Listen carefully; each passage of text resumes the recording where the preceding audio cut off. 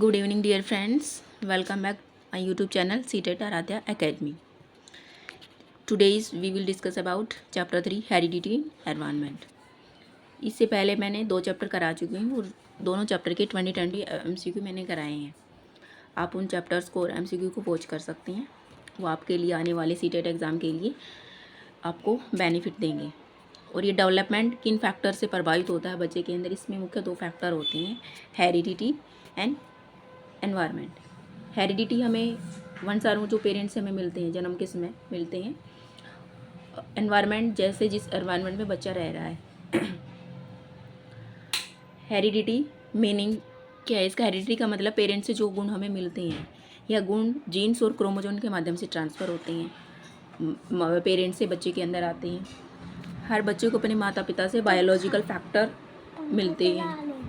हर बच्चे को माता पिता से बायोलॉजिकल फैक्टर मिलते हैं.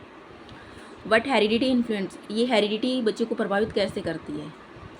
हेरिडिटी चीज़ों, कई सारे फैक्टर्स हैं जो प्रभावित होती है हेरिडिटी बच्चे की. जैसे फिजिकल ट्रेड्स हो गई, जो फिजिकल गुण होते हैं. फिजिकल गुण कैसे होते हैं? जैसे कि हाइट हो गई, बॉडी स्ट्रक्चर हो गया, आई कलर हो गया, स्किन कलर हो गया. मेंटल ट्रेड्स जो मतलब मस्तिष्क के तौर पे मिलते हैं बच्चे को. जैसे इंटेलिजेंस लेवल होता है, मेमोरी एबिलिटी होती है, थिंकिंग एबिलिटी होती है. ये हमारे मेंटल ट्रेड्स हैं. ट्रेड्स मतलब जो गुण है. जो फिजिकल ट्रेड जैसे हाइट का बढ़ना, कई पेरेंट्स की हाइट अच्छी होती है तो बच्चे उसी की अकॉर्डिंग, हाइट के अकॉर्डिंग बढ़ते हैं. बॉडी स्ट्रक्चर, कोई बहुत हेल्दी होता है या बहुत, आई कलर होता है या स्किन कलर होता है. स्किन का कॉम्प्लेक्शन होता है, किसी का डार्क होता है, किसी का फेयर होता है. मेंटल ट्रेस होते हैं, इंटेलिजेंट हो गया कोई, किसकी मेमोरी एबिलिटी बहुत अच्छी है तो बच्चे की भी उसी के ऊपर अच्छी होती है. थिंकिंग एबिलिटी होती है. और भी अदर कैरेक्टर स्किल्स हैं इसके बहुत सारे हैं. जैसे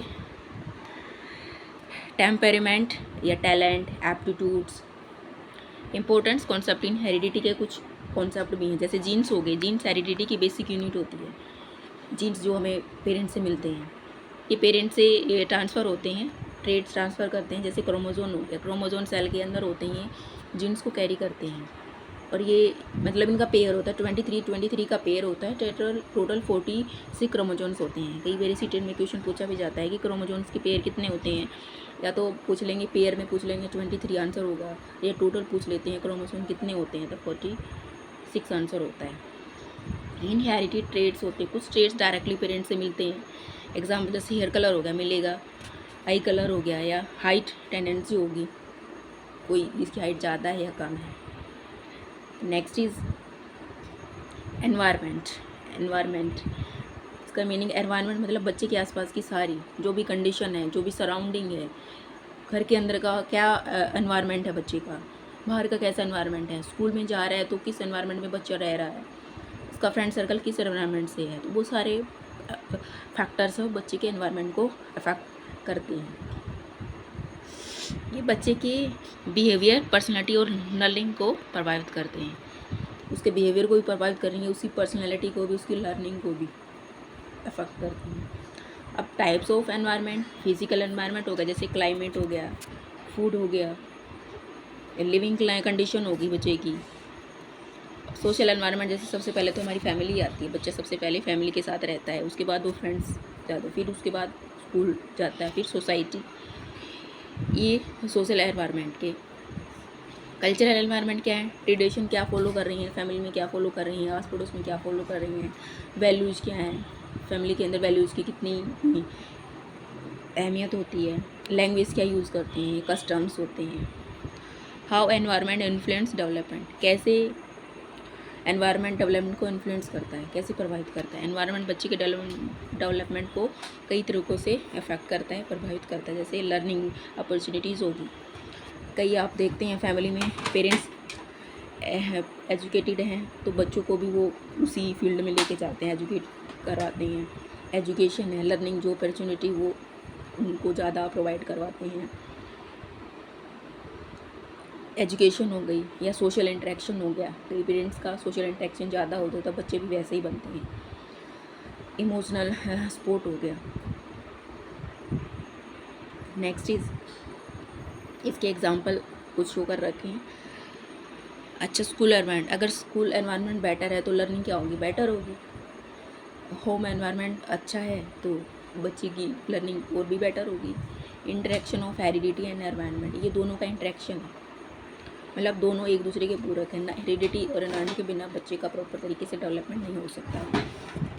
चाइल्ड डेवलपमेंट सिर्फ हेरिडिटी या एनवायरनमेंट, चाइल्ड का बच्चे का डेवलपमेंट सिर्फ एक चीज़ से नहीं हो सकता, दोनों मिलकर डेवलपमेंट को अफेक्ट करते हैं, दोनों मिलकर बच्चे के डेवलपमेंट को बनाते हैं, प्रभावित करते हैं। एग्जाम्पल है, एक बच्चे में हाई इंटेलिजेंस पोटेंशियल हो सकता है, जैसे हेरिडिटी से आता है वो, लेकिन अगर उसे एजुकेशन, गुड एनवायरनमेंट या प्रैक्टिस नहीं मिली तो उसकी एबिलिटी और इम्प्रूव होगी। ये क्या है कि इसमें अगर बच्चे को हाईली इंटेलिजेंस पोटेंशियल हो सकता है, हेरिडिटी से अगर उसको ये चीज़ मिली नहीं और आप उसको और निखारना चाहते हो, उसको और बेटर करना चाहते हो, तो आपको एजुकेशन उसकी बेटर करनी पड़ेगी, गुड एनवायरनमेंट आपको बच्चे को देना पड़ेगा, उसको प्रैक्टिस प्रोवाइड करानी पड़ेगी उसकी। तो अगर ये सारी चीज़ें मिलती हैं तो बच्चे की एबिलिटी और इम्प्रूव हो जाती है। Importance of environment for teacher, इसमें टीचर का क्या इंपॉर्टेंट रोल हो सकता है कि बच्चे को कैसा एनवायरनमेंट प्रोवाइड कराएं। टीचर का रोल बहुत ही इंपॉर्टेंट होता है, मोस्ट इम्पॉर्टेंट रोल टीचर का होता है, क्योंकि फैमिली के बाद बच्चा टीचर के पास जाता है, क्योंकि टीचर लर्निंग एनवायरनमेंट क्रिएट करता है। टीचर को सपोर्टिव क्लासरूम बनाना चाहिए, जितने भी क्लास में बच्चे हैं उनको सबको इक्वल अपॉर्चुनिटी देनी चाहिए।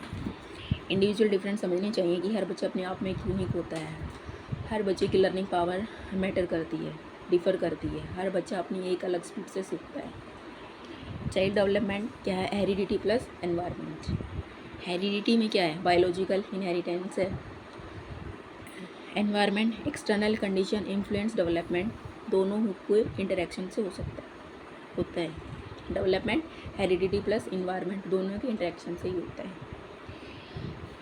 जैसे सीड है, सीड क्या हेरिडिटी है, सोइल प्लस वाटर, उसको सनलाइट देंगे और उसके बाद क्या, उसके बाद एनवायरनमेंट, अगर उसको अच्छा मिलेगा एनवायरनमेंट तो सीड अच्छा ग्रो करेगा।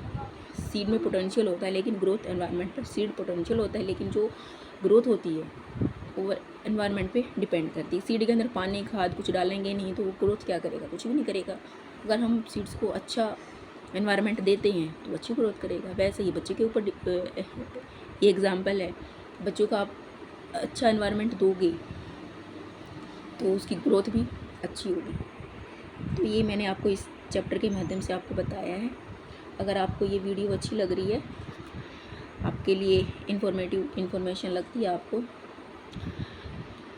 तो आप इस वीडियो को वॉच करें, सब्सक्राइब करें और लाइक करें और मुझे कमेंट करके बताएं आप और अदर सब्जेक्ट में किस चीज़ की वीडियो चाहते हैं।